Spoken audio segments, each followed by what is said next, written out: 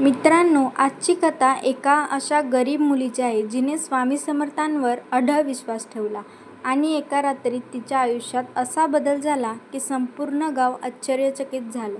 अक्कलकोटपासून काही अंतरावर असलेल्या एका छोट्याशा गावात ज्योती नावाची एक गरीब मुलगी राहत होती. तिचे वडील लहानपणीच वारले होते. आई लोकांच्या शेतात मजुरी करून घर चालवत होती. घरात 2 वेळच्या जेवणाचीही कधीकधी सोय नसायची. ज्योती मात्र खूप श्रद्धाळू होती. रोज सकाळी उठल्यावर ती स्वामी समर्थांचा फोटो समोर ठेवून नमस्कार करायची. स्वामी, माझ्या आईचे दुःख कमी करा, मला काही नको, हेच तिचं रोजचं प्रार्थनास्थान होतं. गावातील लोक तिची चेष्टा करायचे. नुसती प्रार्थना करून कोणाचं नशीब बदलतं का? पण राधाचा विश्वास अढळ होता. एके दिवशी आई आजारी पडली. डॉक्टरांनी औषधासाठी 5,000 रुपये लागतील असं सांगितलं. ज्योतीकडे 1 रुपयाही नव्हता. त्या रात्री ती स्वामी समर्थांच्या मंदिरात गेली. मंदिर जवळजवळ रिकामं होतं.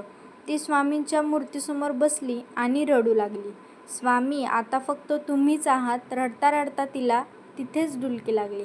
स्वप्नात तिला एक तेजस्वी वृद्ध पुरुष दिसले. त्यांनीच सांगितलं, घाबरू नकोस, उद्या सकाळी गावाबाहेरच्या जुन्या वाड्याच्या झाडाकडे जा. सकाळी उठल्यावर ज्योतीला स्वप्न आठवलं. तिला वाटलं कदाचित मनाचा खेळ असेल. तरीही ती वडाच्या झाडाजवळ गेली. तिथे एक वृद्ध माणूस बसलेला होता. त्याच्या हातात एक पिशवी होती. त्याने ज्योतीला पाहताच विचारलं, तू ज्योती ना? ती आश्चर्यचकित झाली. हो.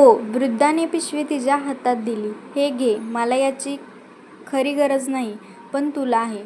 ज्योतीने पिशवी उघडली. त्यात 20,000 रुपये होते. ती काही बोलण्याआधीच तो वृद्ध निघून गेला. ज्योती त्याच्या मागे धावली, पण काही अंतरावर गेल्यावर तो कुठेच दिसला नाही. संपूर्ण रस्ता रिकामा होता. ज्योतीच्या अंगावर काटा आला. तिने आईचा उपचार केला. काही दिवसांनी आई बरी झाली, पण संघर्ष अजून संपला नव्हता. घर चालवण्यासाठी ज्योती शिवणकाम करू लागली. लोक सुरुवातीला कामं देत नव्हते, पण ती प्रामाणिक होती. हळूहळू तिच्या कामाची चर्चा संपूर्ण गावात झाली. एका दिवशी शहरातील एका मोठ्या बुटीक मालकाने तिची डिझाईन्स पाहिली. त्याला तिचं काम खूप आवडलं. त्याने तिला शहरात कामाची संधी दिली. ज्योती घाबरली, पण आईने सांगितलं, स्वामींवर विश्वास ठेव. ज्योती शहरात गेली. तिच्या मेहनतीमुळे काही वर्षात ती स्वतःची डिझाईन कंपनी सुरू करू शकली. ज्यांच्याकडे 2 वेळेच्या जेवणाचे पैसे नव्हते, त्यांच्याकडे आता स्वतःचा व्यवसाय होता. एका दिवशी ती पुन्हा त्या मंदिरात गेली. स्वामींच्या मूर्तीसमोर उभी राहून तिच्या डोळ्यात पाणी आलं.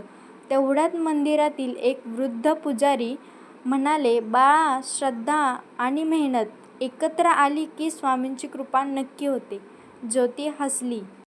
कारण तिला कळून चुकलं होतं की चमत्कार फक्त आकाशातून होत नाहीत. स्वामी योग्य वेळी योग्य माणसं आपल्या आयुष्यात पाठवतात.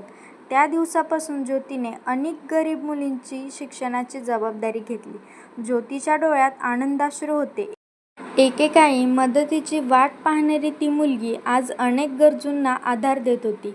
स्वामी समर्थांवर श्रद्धा ठेवा, पण त्यासोबत प्रामाणिक मेहनतही करा.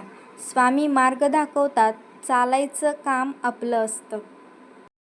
तर मित्रांनो, कथा ऐकल्याबद्दल धन्यवाद. कथा आवडल्यास आपल्या स्वामी समर्थ यूट्यूब चॅनलला नक्की सबस्क्राईब करा, शेअर करा, कमेंट करा आणि बेल आयकॉन दाबायला विसरू नका. धन्यवाद. श्री स्वामी समर्थ.